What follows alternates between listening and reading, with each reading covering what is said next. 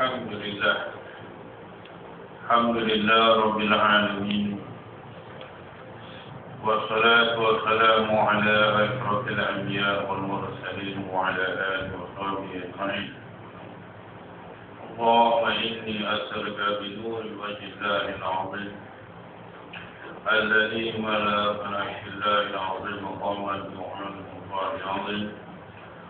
صل على مولانا محمد الفضل العظيم وعلى آله وصحبه العظيم فضل عظمة الذات داعم في كل لمحة ونفس وعلى الله العظيم صلاة دائمة دوام الله العظيم تعظيما لحقك يا مولانا يا محمد يا ذا الخلق العظيم.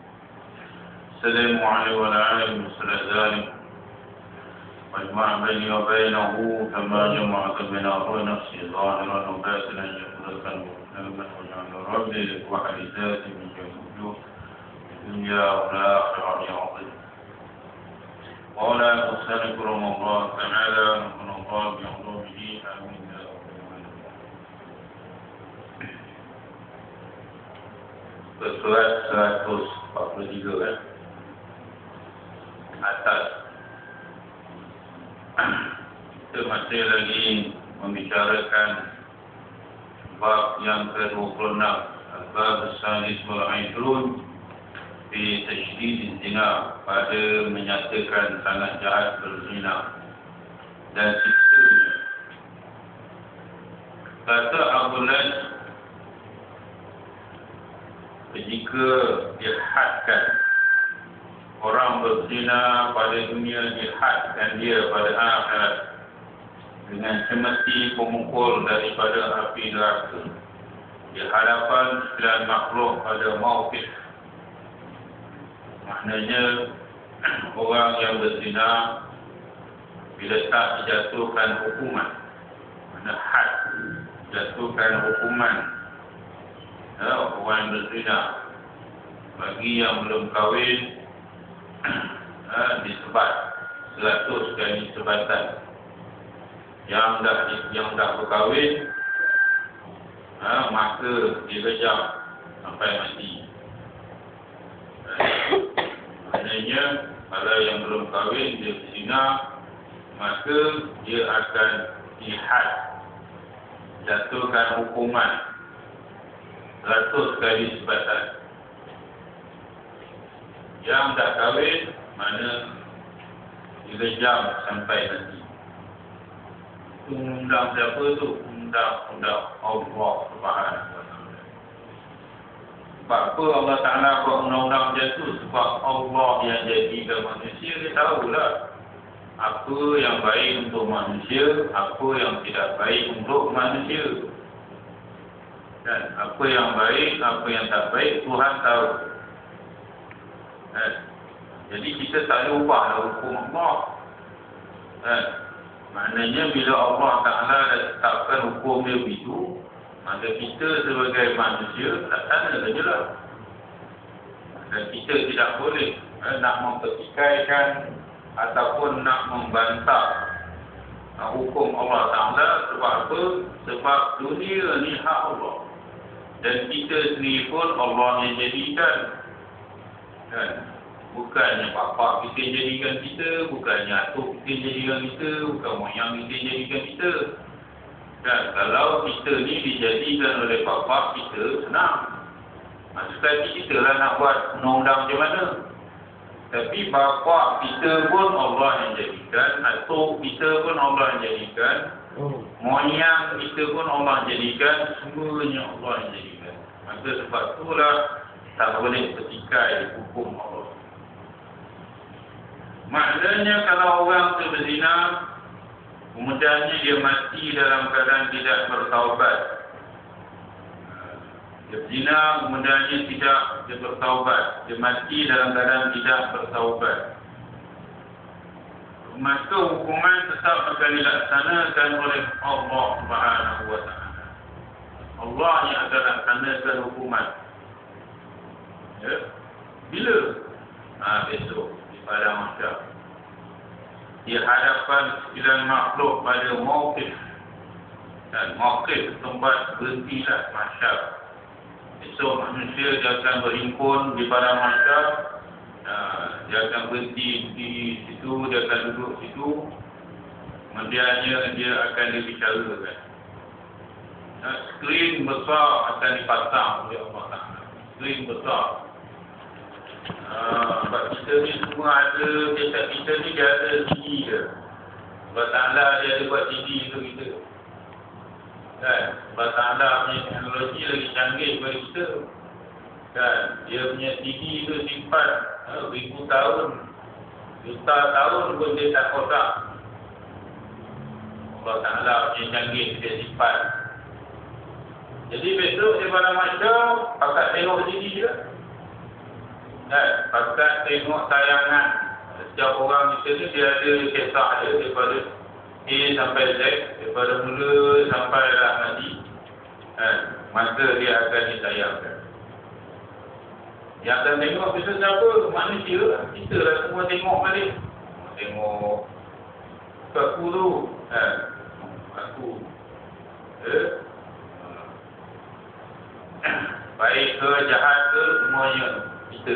Yang kita tengok ramai-ramai. Macam dunia ni. Dunia tu dia filem dia berlakon je. Yang ni betul-betul. Kita lah. Kita tu apa yang kita buat betul-betul besok akan ditayangkan balik oleh Allah Subhanahu wa Ta'ala. Baik. Ketahui olehmu bahwasanya had orang berzina itu jika ada yang muhsin, laki-laki atau perempuan direjam akan dia dengan anak batu yang pertengahan hingga mati. Makna muhsin itu orang yang pernah berkahwin. Direjam dengan anak batu yang pertengahan, yang sederhana hingga mati. Bukan ambil batu-batu balik kepala dia tak. Ambil batu yang agak sederhana. Jadi direjam sampailah mati. Dan jika ada dia bukan muhsin, laki-laki atau perempuan, maknanya yang belum pernah berkahwin, sama ada laki-laki ataupun perempuan, artinya yang berzina tu mestilah ada pasangan dia. Maka kedua-duanya kalau yang belum berkahwin berzina, maka akan dipukul, akan dia 100 pukul. Kemudian didagang akan dia setahun. Diasingkan. Dikuarantin. Maknanya jangan duduk situ. Duduk pakai selama setahun. Jadi kena dengan muhsin itu orang akil balik lagi merdeka sudah merasa jima. Merasa jima itu maknanya dengan jalan perkahwinan lah. Dengan membaikkan hasyafahnya pada kubur perempuan dalam nikah yang sahih. Artinya pernah merasa nikmat jima. Dan yang bukan muhsin itu yang lain daripada orang yang tersebut itu. Artinya belum pernah merasai perkahwinan. Dan had sahaya hamba. Itu ada hamba. Dan ini tak ada hamba. Hamba pula macam mana? Hamba laki-laki atau perempuan setengah had orang merdeka. Maka dipukul akan dia 50 pukulan. 50 pukul. Bagi hamba 50. Bagi orang yang merdeka 100. Dan didagang akan dia setengah tahun. Setengah tahun. Dalam 6 bulannya. Dan tiada direjam akan dia. Tak direjam. Itu pun undang-undang tu, peraturan tu yang dibuat oleh Allah Subhanahu wa Ta'ala. Kisah Sayyidina Abi Syahmah, anak Sayyidina Umar bin Al-Khattab, riwayat Abu Abdul Aziz bin Al-Hajjaj Al-Hawlani, Al-Khawfan bin Abbas Umar. Ini cerita tentang Abi Syahmah. Cerita ni walaupun dipertikaikan hadis-hadis ini oleh ulama-ulama hadis, tapi walau bagaimanapun kita cerita ni kita ambil iktibar. Cerita ni walaupun dipertikaikan oleh hadis oleh ulama hadis, Sebahagian ulama mempertikaikan, sebahagian ulama tidak mempertikaikan. Jadi ada setengah mempertikaikan, setengah tidak mempertikaikan. Walau bagaimanapun kita baca juga untuk kita berenung, kita ambil iktibar. Orang zaman sekarang ni kalau cerita yang macam ni, cepat je. Ya ke anak kena orang buat? Ya tidak ada. Sebab apa kita ya ke? Sebab banyak sangat tengok cerita bohong. Zaman dulu ulama dia tak percaya. Sebab kitab ni dibaca oleh ribuan ulama. Zaman dulu yang baca ribuan ulama. Pengarang dia pun pengarang kita Al-Jawhar Al-Mawhub ni pula Syekh Ali bin Rahman Al-Kelantan ini. Dia dulu salah seorang tenaga pengajar di Masjidil Haram Mekah. Dia bukan ulama biasa. Dia bukan ulama jenis tak pakai tak ada jenis orang berjalan. Dia ni dulu pernah jadi tenaga pengajar di dalam Masjidil Haram. Dia juga merupakan salah seorang guru kepada Tok Penali.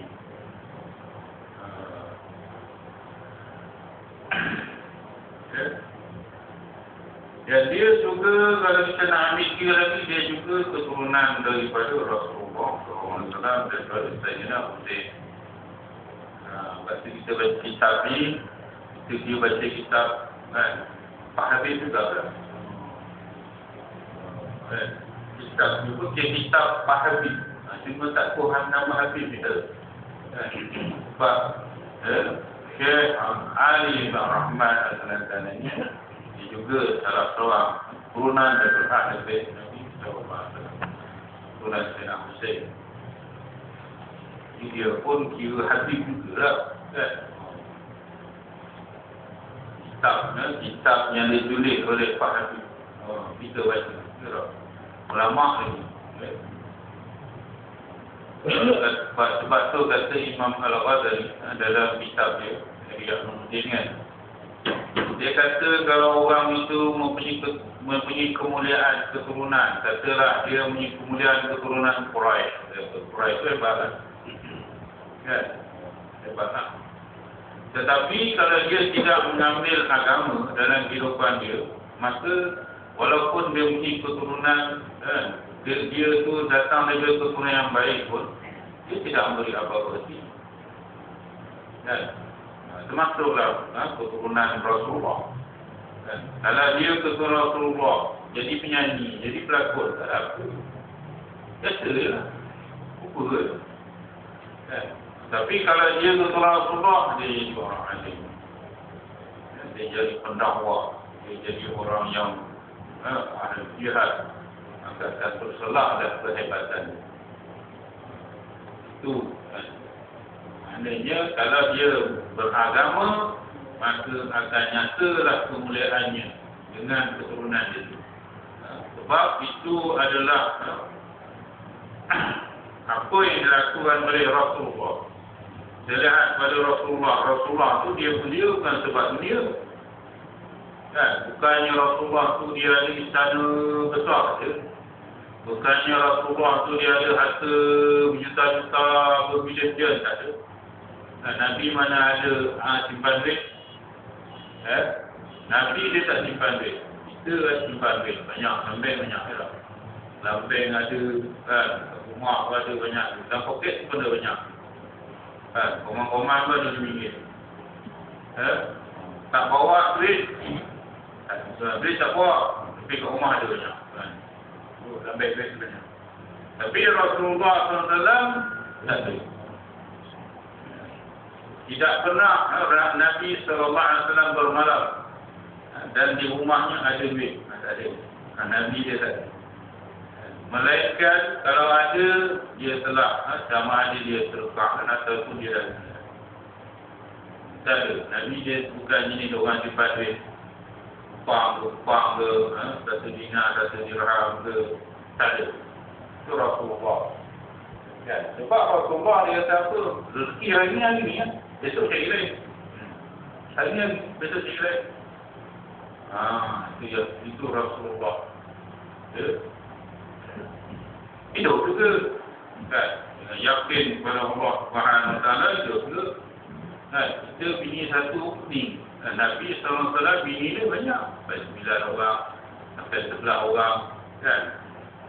Setengah dia kata 9, setengah dia kata 11. Bini dia lagi banyak pada bini kita. Patutnya kalau bini dia banyak, lagi dia banyak. Simpan duit. Tak ada. Kan? Ini dia tuan-tuan Rasulullah. Mulianya Rasulullah sebab dia mengambil agama. Jalankan tugas amanah agama yang dipikulkan oleh Allah pada diri. Mulia. Sebab tu siapa nak mulia di dunia dan di akhirat, hendaklah hidup beragama. Bila kita hidup dengan beramal agama, barulah Allah Ta'ala beri kemuliaan di dunia dan di akhirat. Di dunia akhirat. Hidayah tangan Tuhan. Ada juga orang bapa dia guru, bapa dia ulama besar, anak seorang jadi ulama. Ada juga. Kan? Ada juga orang yang bapa tak ulama, atuk dia tak ulama, moyang tak ulama, tapi anak jadi ulama besar. Kan? Sebab apa? Sebab ilmu itu al-ilmu bita'allum. Ilmu itu dengan belajar.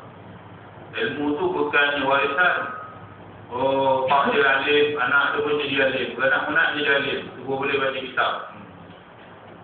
Oh, dalam macam tu, jadi anak, jadi orang yang tak alim, anak dia tak boleh jadi alim lah dalam macam tu. Mana ada macam tu. Kan? Sebab tu kata setengah ulama, antaranya ialah Sufyan bin Uyainah. Dia kata apa? Apabila masyarakat meninggalkan ilmu, tak mau belajar lah. Sufyan bin Uyainah ni dia ulama. Yang dimasukkan kata itu belajar ilmu agama lah. Apabila suatu masyarakat itu jadi tak mau belajar ilmu, maka lahirlah golongan yang bodoh-bodoh. Dia pula tak nak belajar. Kan? Jadi bodoh masyarakat. Tak nak belajar. Jadi bodoh. Kata dia tu betul. Kan? Jadi sebab tu bila tak nak belajar jadi bodoh. Nampak tu pandang surau, pandang balai, pandang masjid, kan? Tak ada hati, tak ada selera nak tinggal semayang. Kan? Dia pandang masjid, pandang surau, pandang markas, pandang balai, macam sama macam pandang apa? Pandang sokong. Sokong kalau kita lalu, kita nak tinggal semayang. Tak ada. Habis surau kalau kita tak nak tinggal semayang, balai tak nak tinggal semayang, masjid tak nak tinggal semayang, apa agama kita? Agama apa kita? Kan? Agama apa kita? Kita tu agama apa? Sebab tu orang mukmin hati dia jinak. Hati dia jinak pada masjid, hati dia jinak pada jemaah. Itu orang mukmin.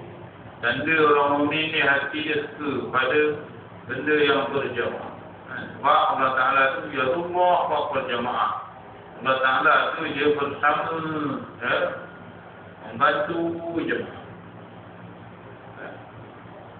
Sehingga setengah ulama bicarakan yang dimaksudkan jemaah itu ialah mesti ada aktiviti melazimkan solat berjamaah.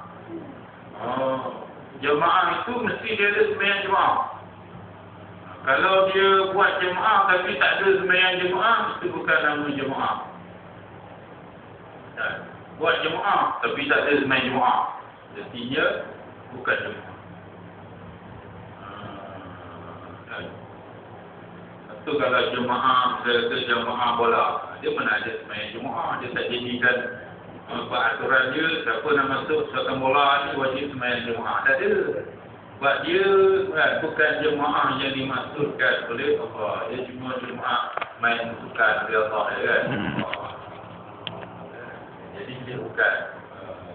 Sekalilah kalau masuk jemaah bola, sekalilah nak pakai surah pendek. Aturan tu tak ada pendek. Nanti jemaah dia. Dia masuk jemaah dia tu nak main bola mesti tak ada pendek. Tak boleh pakai kain. Tak boleh pakai jubah. Aku nak masuk main bola pakai jubah dia. Tak boleh. Pakai sortal boleh. Pakai seluar Pakistan boleh. Tak boleh juga. Mesti pakai uniform. Dalam Melaka uniform tu ada apa?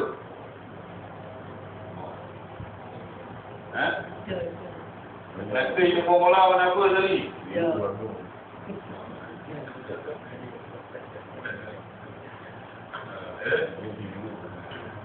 Jadi dia ada uniform dia. Dia ada nombor dia. Tak boleh nombor pula. Tak boleh sekali. Kan?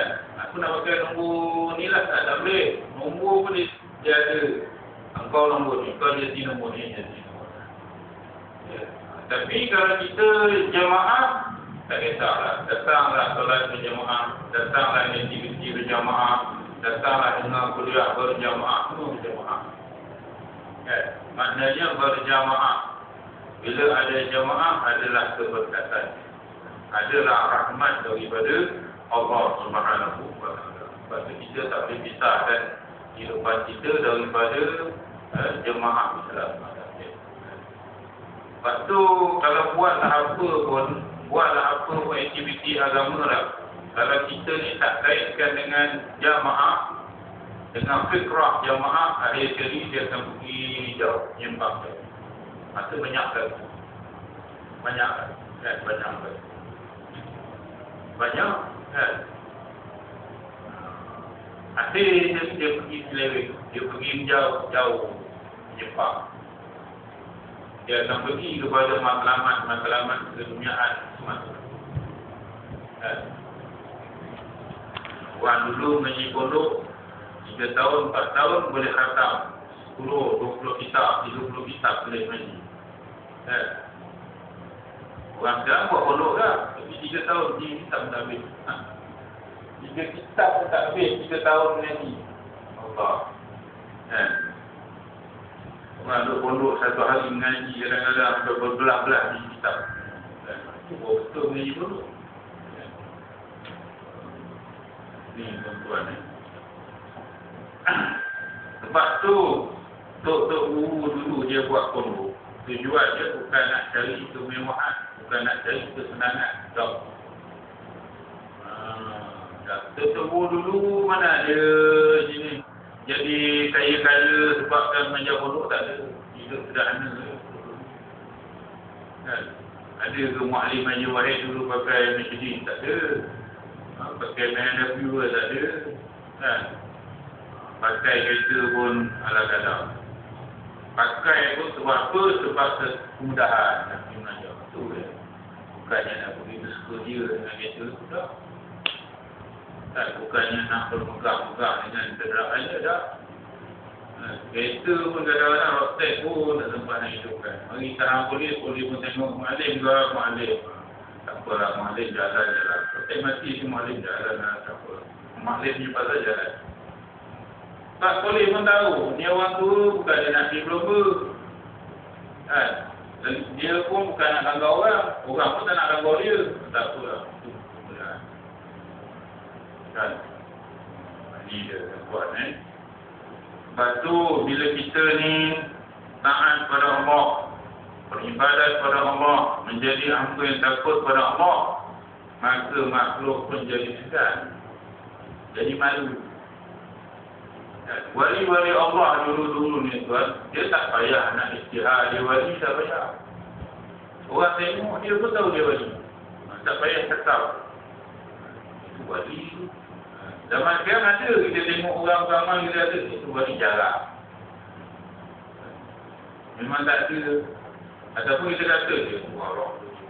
Tak ada lah, perkataan tu tak ada lah. Dulu ada. Dulu ada orang roh tu, alim dia tu, wali dia tu, zaman sekarang tak ada. Kan? Payah. Ya. Sebab tu lah orang yang rasa dia wali zaman sekarang ni terpaksa buah penentek. Kan? Saya wali. Saya wali kutub. Terpaksa. Aku nak cek ke mana terpaksa cerita ke orang, aku ni wali ni. Kan, marilah belajar dengan aku, marilah ikut aku, lepas aku ni wali. Zaman dulu wali tak payah buat macam tu. Zaman sekarang sebab tu. Sebab apa? Kan, sebab rendahnya martabat. Kan, martabat seseorang tu bila buat macam tu.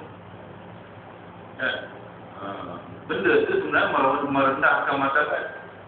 Sebab benda macam tu tak payah kita nak bangga dah. Kita buat je lah kerja Allah Ta'ala.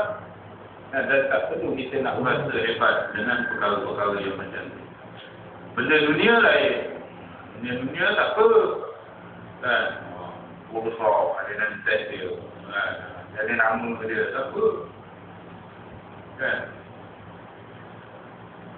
Baik. Ni kisah Sayyidina Umar, anak Sayyidina Umar.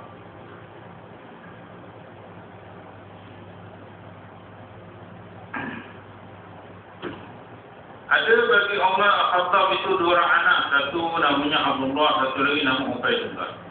Dan punya Abu Syahmah. Dan adalah ia menggali bagi kita Allah. Dan bacaan seperti bacaan Rasulullah SAW. Maka sakit dia pada 1 tahun, maka sebagai sakit yang sangat. Kemudian disembuhkan dia Allah Ta'ala, maka pada satu hari mendapat dia kesenangan pada dirinya. Berjalan dia kepada kampung Yahudi dan menuntut jamuan pada mereka itu, maka beri minum mereka itu akan dia arak yang minum dia, kemudian keluar dia daripada mereka itu, maka lalu dia dengan pagar Bani An-Najjar. Masa dia minum tu dia pun tak tahu minuman tu sebenarnya tak dicampur dengan arak, dia pun tak tahu. Jadi dia minum tu dalam keadaan dia tidak tahu. Jadi sebab tu jadi dia pun jadi pening, dia pun tak tahu. Yahudi saja kena dia, kan? Baik-baik Yahudi ni, dia pun kerja nak belajar orang, kan? Tukang kira, itu dia. Baik, dia bagi minum bulan lalu pada pagar Bani An-Najjar, maka mendapatkan perempuan yang tidur, maka menuntut dia akan dia pada dirinya. Artinya dia nak jimat dengan perempuan tu lah, dia dah pening. Dia pun dah macam tak sedar lah, tak kena minuman Yahudi tu bagi. Maka tertegak perempuan itu padanya, dan dia kuasa di atas tertegaknya. Maka jatuh barang yang jatuh padanya. Mana berlakulah zina. Perempuan tu pun tak larat nak larang dia, tiba-tiba mana kata dia rogol lah, macam rogol bukan. Kemudian maka bergantung perempuan itu akan leher baju lelaki-lelaki itu. Dan dicari-cari akan kainnya dan memaki perempuan itu akan dia. Kemudian nyata guntingnya dan beranak ia, maka membawa perempuan itu akan anak ke masjid Rasulullah SAW. Dan adalah pada masa itu Sayyidina Umar jadi Amir Mu'minin, maka menghantar itu akan anaknya hadapan Sayyidina Umar. Dan berkatanya, hai Amir Mu'minin, ambil olehmu akan anak ini, engkau yang terlebih sebenar dengan dia daripada aku. Maka kata Sayyidina Umar, betapa demikian itu, maka berkata perempuan, adalah ia daripada anak engkau Abu Syahmah. Maka kata Sayyidina Umar, dengan halalkah atau haram? Maka berkata perempuan, ya Amir Mu'minin, demi Allah, daripada pihak aku halal, dan daripada pihak dia haram. Mana anaknya anakku, dan yang dia tu dia buat benda haram. Maka kata Sayyidina Umar, betapa demikian itu? Kata perempuan, adalah pada satu hari keluar aku pada pagar Bani An-Najjar, memungut sayur-sayuran, maka mendapat akan aku malam. Maka tidur aku pada tempat itu, maka lalu anak engkau lah Abu Syahmah. Lalu ataku anak engkau Abu Syahmah, pada ia mabuk, maka menuntut jakan daku daripada diriku nak berzina. Maka tiada kuasa aku tertegak padanya. Kalau selesai kendaknya daripada aku, maka aku bergantung pada bajunya, aku cari akan bajunya dan berpaling aku kepada tempat kediamanku. Maka sabar aku bagi barang yang turun dengan daku. Nanti aku akan haid, maka tiada datang ia pada ketikanya, maka tercengah aku demikian itu. Maka nanti hingga beranak akan ini anak. Maka ambil olehmu akan dia, engkau lah yang terlebih benar dengan dia daripada aku. Maka bahawasanya memilih aku akan haluan dunia atas kemaluan dunia atas kemaluan akhirat. Maka menangis Sayyidina Umar menunggu hingga basah janggutnya dengan air mata yang berkata, hai kemaluan Umar bin Khattab. Kemaluan itu nama marwah lah. Bahasa dulu beda. Kemaluan ni mana? Marwah. Pada hari kiamat di hadapan Allah Ta'ala, kemudian kata Sayyidina Umar, hai jariyah, hai perempuan, sabar keadaanmu akan daku dengan sahih, baik aku hukum akan dikau dengan sunnah. Maka kata perempuan itu, apa engkau hendak daripada aku, hai Umar, demi Allah, tiada aku dusta pada barang yang aku kata. Jika engkau hendak aku bersumpah dengan mazhab satu lembar, mana dengan Quran, selai pun, maka ada baginya. Sayyidina Umar akan mazhab. Maka bersumpah ia daripada surah Al-Baqarah hingga pada surah Yasin. Wah, aku bersumpah selai banyak sampai pada surah Yasin. Dan berkata, ya Amr bahwa ini anak daripada engkau Abi Syahmah. Maka kata Sayyidina Umar, ya jariyah, demi Allah engkau benar, jadi dusta. Dan bangkit Sayyidina Umar berdiri atas dua kakinya dan berkata, ya hai segala ashab Rasulullah SAW, tetap olehmu pada tempat kamu hingga kembali aku pada tempat kamu. Maka raib ia satu saat, kemudian datang ia dan pada tangan 30 dinar dan 10 kain. Maka berkata, hai jariyah, ambil olehmu akan ni 30 dinar dan 10 kain. Dan halal olehmu daripada anak Abi Syahmah pada ini dunia. Dan jika ada lagi bagi kau daripada sesuatu, maka ambil olehmu daripadanya pada mawqif di hadapan Allah Ta'ala. Maka mengambil jariyah akan 30 dinar dan 10 kain. Dan anaknya, maka paling dia ke rumahnya. Mana katanya, bila kena rogol, orang yang kena rogol tu dia berhak mendapat ganti rugi. Satu, kalau dalam Islam ni, maknanya kalau dalam kes rogol, orang yang kena rogol, perempuan yang kena rogol tu, dia berhak mendapat ganti rugi. Daripada orang yang merogol dia, ataupun daripada waris orang yang telah merogol dia. Itu dalam Islam. Ganti rugi, dah bayar ganti rugi. Kalau dah rosakkan maruah dia, dah rosakkan harapan dia, dan bagi itu. Dalam kes ni maknanya 30 dinar, 10 kain. Dan kemudian berkata Sayyidina Umar, hai ashab Rasulullah, tetap dengan bagaimanalah. Kembali aku pada kamu, maka masuk daripada tempat yang maka biarkan ambil Habasyah duduk makan. Maka berkata, Assalamualaikum ya wali. Katanya, waalaikumsalam, kata, hampir olehmu padaku dan makan olehmu sertaku, hai anakku, dan tiada aku sangka melainkan inilah akhir pekat engkau daripada dunia. Maka berkata, hai papaku, siapa beri ketahui akan nikah dengan demikian? Dia pun kata, dia pun kata pelik satu, bapa dia tak macam tu. Maka semua telah putus wahyu daripada langit, wahyu dah, dan tiada wahyu pun dan Rasulullah. Kata Umar, hai anakku, aku ketahui daripada dosa yang engkau perbuat akan dia. Maka kata anak, demi Allah, tidak aku kerja maksiat ketika menyampaikan kau oleh seorang, maka nyata, maka tanya olehmu akan daku padanya.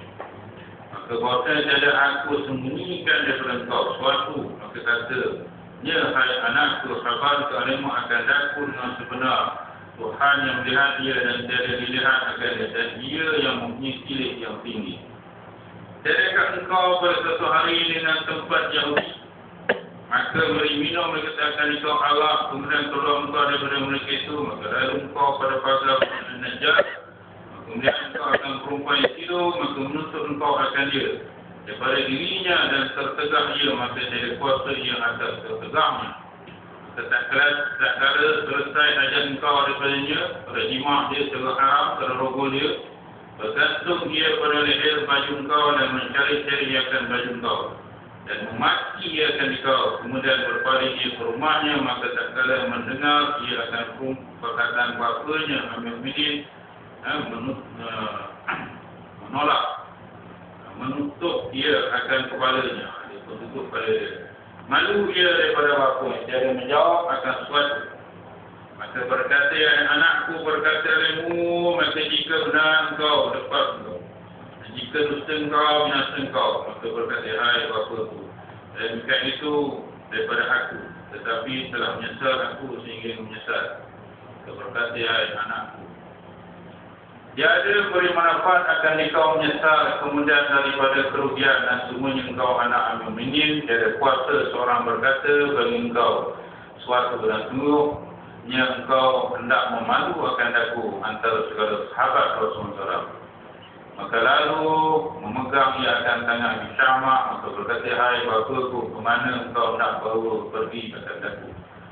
Maka kata kepada ashab Rasulullah SAW, aku nak ambil hak Allah daripada engkau pada dunia dahulu, daripada diambil daripada engkau pada akhirat.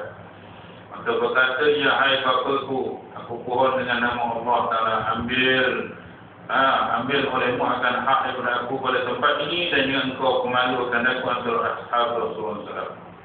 Maka berkata, ya anakku, engkau kemalu akan diri kamu dan akan bapa kamu. Maka sentiasa berjalannya dengan dia hingga hentikan dengan dia di hadapan ashab Rasulullah SAW, di hadapan sahabat Rasulullah. Maka berkata begitu, apa di belakang kau ya Allah? Maka katanya, hai maaf ya Allah muslimin. Anak Abu Syamah telah mengaku dia dengan dosanya. Dan bahasanya jarak itu sebenarnya dia ada dusta, kemudian menyeru Amin dengan bola budak hitamnya. Amba je lah. Dikatakan baginya maaflah. Maka berkata Umar, hai maaflah. Qad aflah al-yawm. Man ista'la, ukurmu akan dia, hai maaflah. Engkau merdeka di wajib Allah. Maka berkata, hai pengukur, dan betapa aku pukul akan dia jika aku pukul akan unta saya mati. Maaflah ni maknanya dia punya pukul ni cukup dahsyat. Dia jenis apa nama negro kulit hitam, tangan dia kuat. Kalau dia pukul unta mati. Kalau dia pukul manusia berubah. Saat aku pukul akan bidak saya runtuh dinding, mana saya runtuh je. Maka berkata Umar, tinggal olehmu daripada engkau ini perkataan dan ambil olehmu akan cemeti dengan tangan engkau dan pukul olehmu akan dia atas belakang hingga masuk sakit ke dalam mulut. Maka jika mati dia, maka dengan ajalnya, dan jika hidup dia, maka dia kembali lagi kepada dosa selama-lamanya. Maka mengambil maaflah akan cemeti dan berhadapnya pada Abi Syamah dan berkata dia bagi, hai pemuluh, jangan engkau cela akan daku dan cela olehmu akan diri kamu. Telah menyuruh Allah dan bulu Muhammad bahawa aku pukul akan engkau. Maka berkata Abu Syamah, berbuat olehmu hai maaflah akan balas suruh oleh mu, dan menyuruh ia dengan kata ini balasan orang yang mendahaka Tuhannya dan menghinakan agamanya. Maka mengangkat maaflah akan tangan hingga nyata putih setiapnya, walaupun dia negro setiap detik. Dan pukul akan dia 10 kali. Maka berkata, hai bapaku, telah menyala api pada jasadku. Kena pukul, mana darah tak melegak.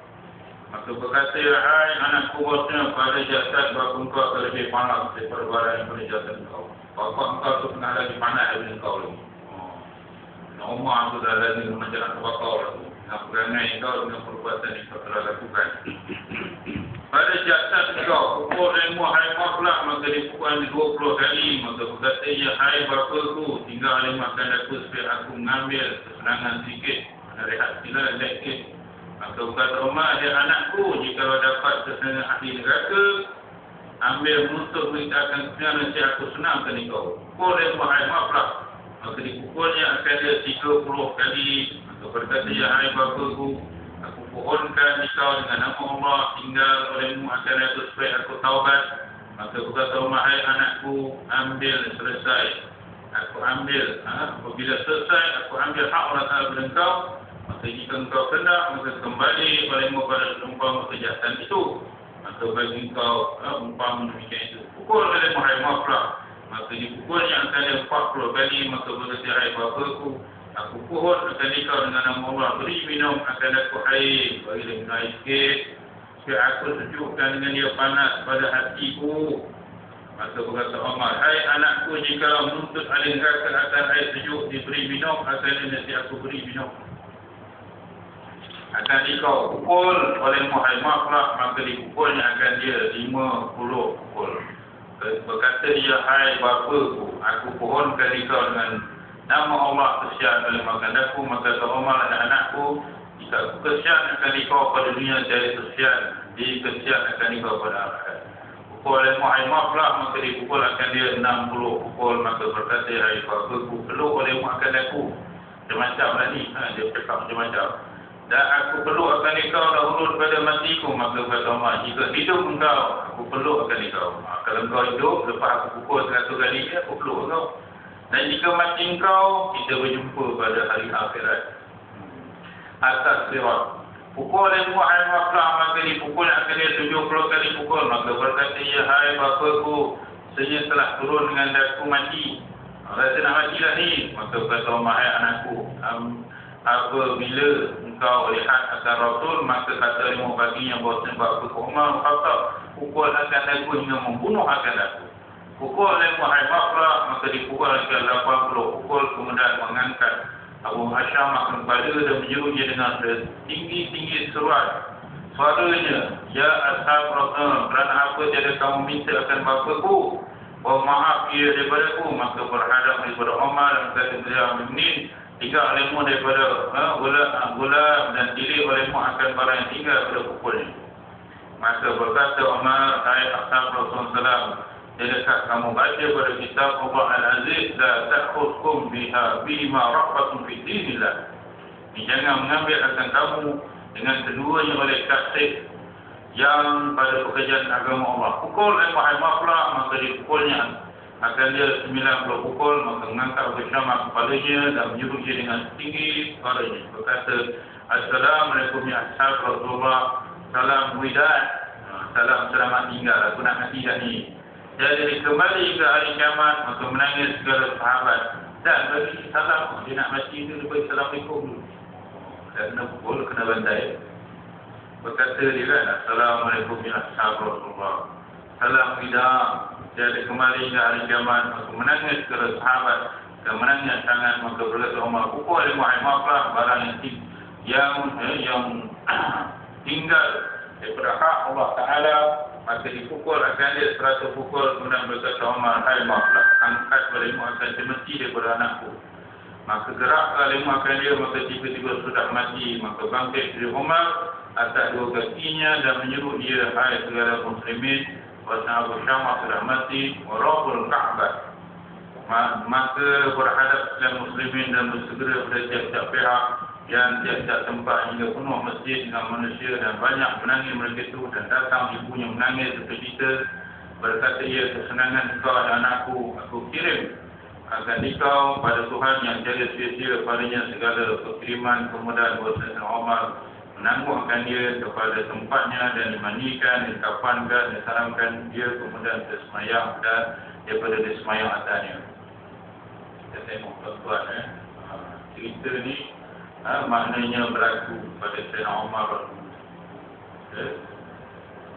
Sebab tu kita nak laksana hukum hudud ni sebenarnya kita tak boleh ada rasa belas sekali. Sah, salah, dia buat, kena buat. Kalau kata potong tangan, potong. Kalau kata kejam. Lepas tu, tolonglah anak aku, baru sekali buat salah ni, kesian lah. Habis, tak buat dulu tak. Kan? Sebab tu lah orang Melayu tak boleh jaga Kaabah.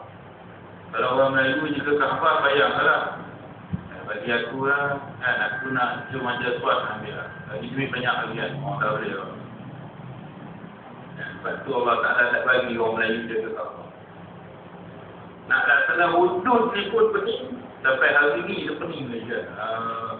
Hudud tak ada dalam Quran. Itu ulama' fiqah je reka.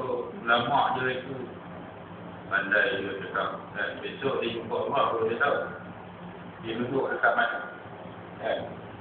Atas dunia ni tak apalah. Tak apa. Berdendam kan. Sebelum kamu didendamkan oleh Allah dengan jerit pekik nulung dalam raku. Sebab apa? Sebab tidak mau melaksanakan hukum. Tuan-tuan, kalau kena tak nak orang nak pula, mau dia tak semayang, tangkap lah, kan? Potong kepala, tak semayang. Kena anak kita tak semayang, menangis kita kan. Anak tuan dia dah bagi tidak semayang, semua dah ikut dah tak semayang. Ini tangkap, kan? Dan kurung 3 hari dah tetap juga tidak mau semayang. Itu hukum dia lah potong kepala. Kalau hati ini lembut macam tu macam mana? Tolonglah, saya rayulah, bagilah peluang anak raya muda lagi. Kan, baru seminggu balik. Tolonglah. Tuan Hakim, saya rayulah semua. Kalau jenis tak kuat iman, tapi sebab tu nak laksana hulu ni mesti ada kekuatan iman. Mesti ada kekuatan yakin kepada Allah Subhanahu Wa Taala. Kita kena pandang ini hak Allah. Kan, buat salah dan ini hak Allah, kena buat. Kalau tidak, kita akan disoal dan ditanggungjawabkan di akhirat esok lagi berat. Mana nak letak? Mana nak letak diri? Bukan letak muka lagi, letak diri. Itu berat tuan. Jadi sebab itulah kisah tu kita ambil sebagai iktibar. Kisah tu kita ambil sebagai